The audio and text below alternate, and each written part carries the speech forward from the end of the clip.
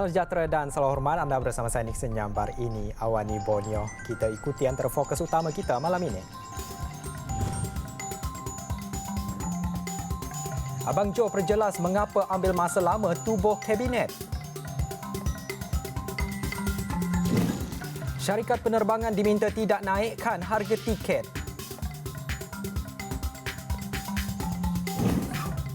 Digital Sandbox pertama Sabah bakal dilancar.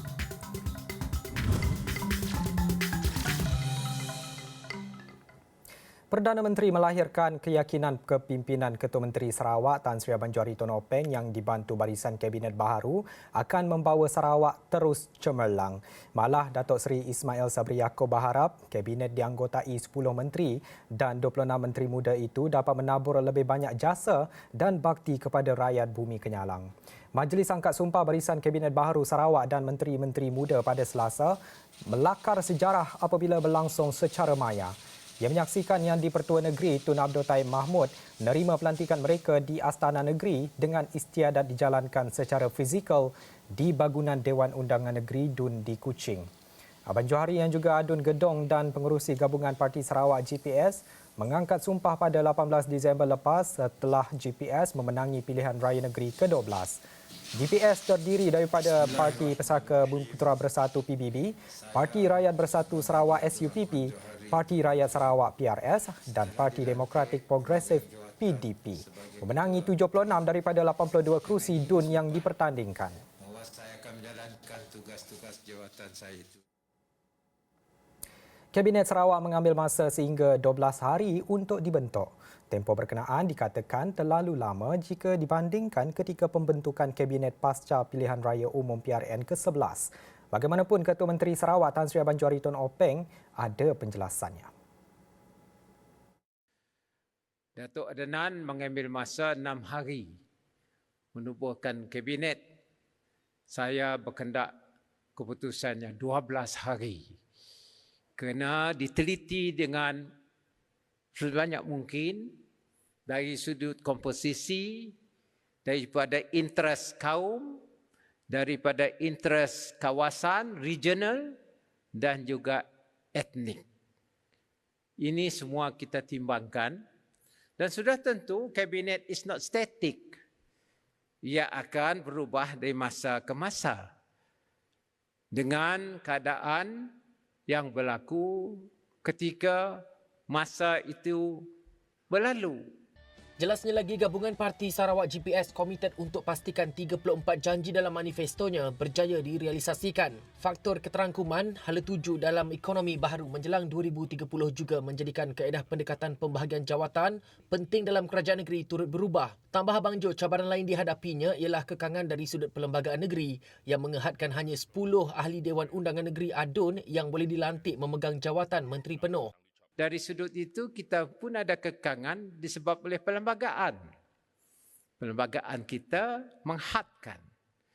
Dan sebab itu dengan adanya masa depan kita, hala tuju kita yang baru, sudah tentu dari masa ke semasa, as mentioned by Joseph Salang, we will realignment, yes, we will realign dengan apa yang harus kita laksanakan. Tapi what is important is we must fulfill our promise. Dalam pada itu, beliau turut mengingatkan agar mereka yang diberi mandat dan tanggungjawab untuk bekerja keras dan tidak sombong dengan kemenangan besar 76 kerusi pada PRN lepas kerana tidak mudah untuk mempertahankannya. 30 Disember lalu, Abang Jo mengumumkan barisan kabinetnya yang terdiri daripada 10 menteri dan 26 menteri muda. Abang Jo sendiri mengetuai 3 kementerian iaitu Kementerian Keuangan dan Ekonomi Baru, Kementerian Sumber Asli dan Pembangunan Bandar, Kementerian Tenaga dan Kelestarian Alam Sekitar. Anggota Kabinet Sarawak telah secara rasmi mengangkat sumpah pada Selasa malam. Namun, ada permintaan daripada pemangku Presiden PRS, Datuk Joseph Salang Gandum. Beliau berharap agar Abang Jo mempertimbangkan semula barisan Kabinet itu agar lebih seimbang dengan perwakilan dan sumbangan yang diberikan oleh PRS.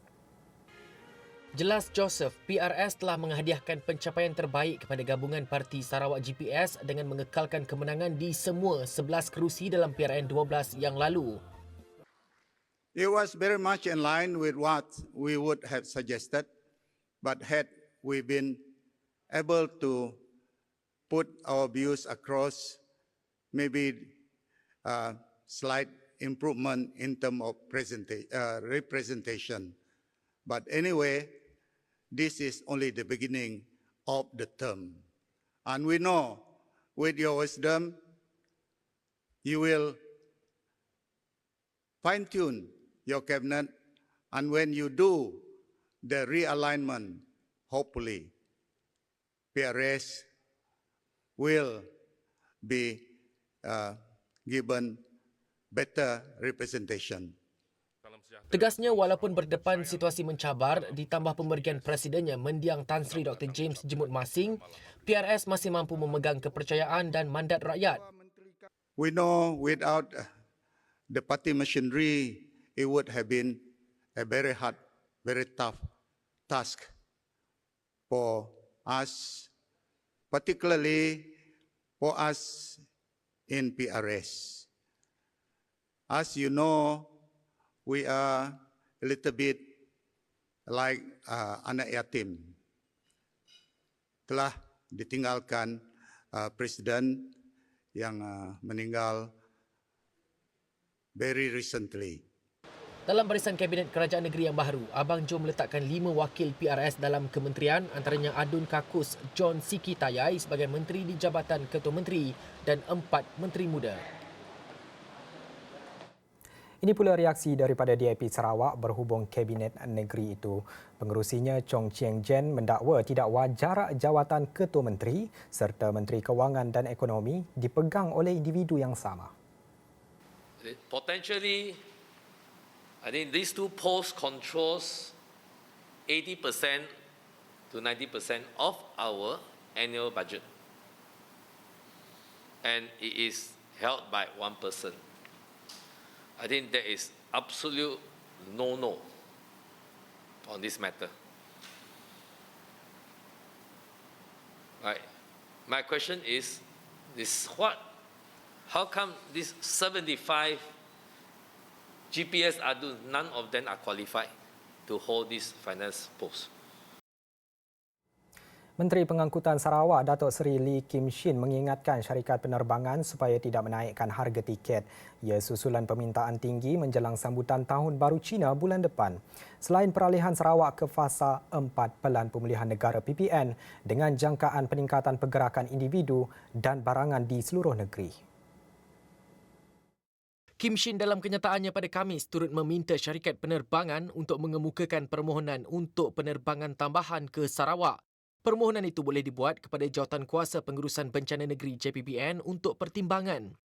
Mengulas mengenai Scoot Tiger Air yang sepatutnya memulakan penerbangan sulungnya antara Singapura dan Miri 19 Januari ini, Kim Shin menjelaskan kementeriannya masih menguruskan beberapa perkara dengan pihak berkuasa penerbangan awam Singapura.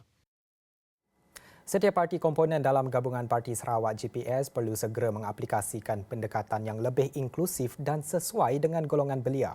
Jelas pengerusinya Tan Sri Abang Johari Tun Openg, pelaksanaan undi 18 pada pilihan raya yang akan datang bakal membentuk cabaran yang lebih hebat buat parti.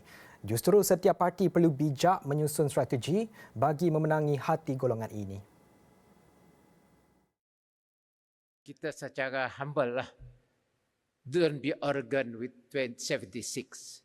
And not easy also for us to defend that 76 in future because of the 18 years.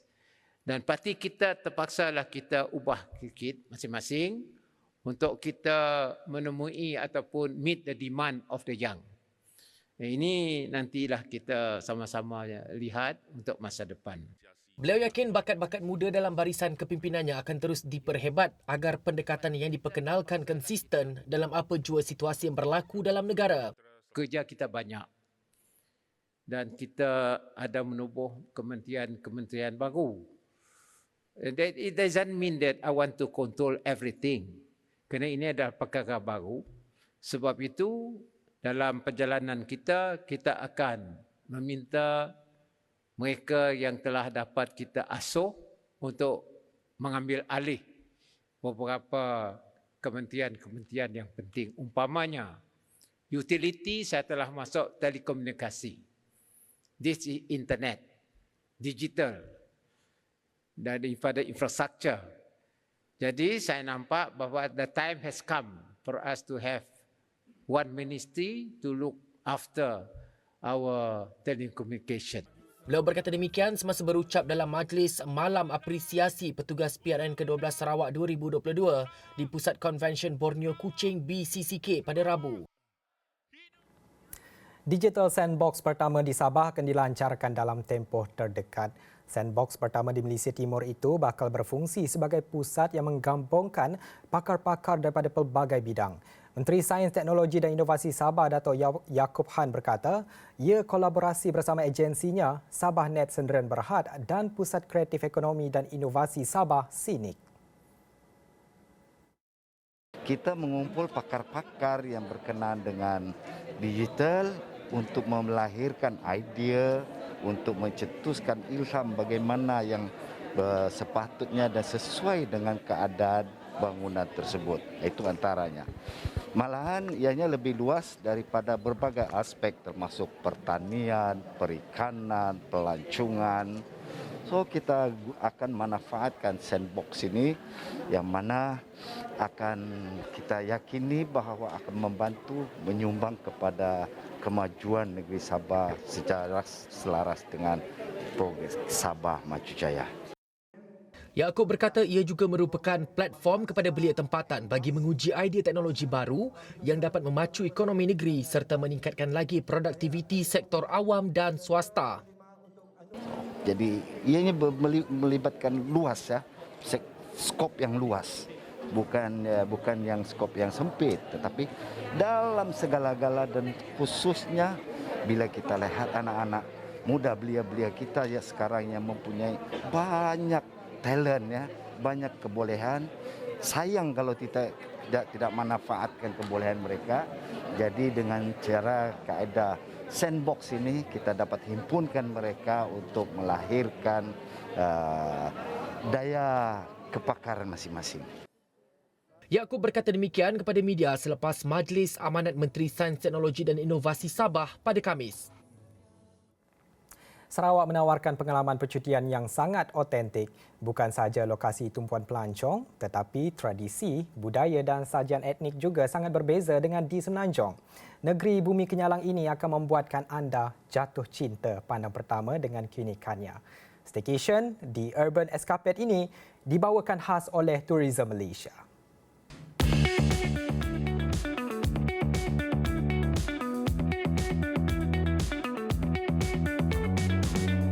Selain daripada budaya dan warisan, bandaraya ini memberi vibe percutian yang sangat mengujikan selain komuniti yang majmuk.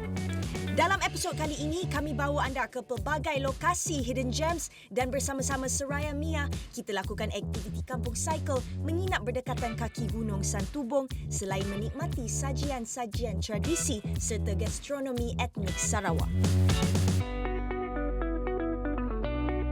Saksikan siri kedua Staycation The Urban Escapades pada Jumaat ini 11 pagi live di Facebook Astro Awani. Bersama-sama kita teroka Bumi Kenyalang. Jom kita raun ke Sarawak.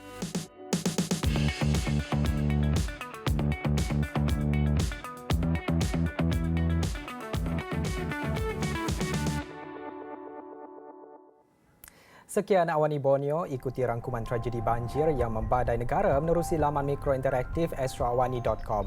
Segala maklumat mengenai bencana banjir juga di aplikasi Astro Awani. Terima kasih kerana menonton saluran berita paling dipercayai di Malaysia. Saya Nikisan Nyambar. Salam hormat.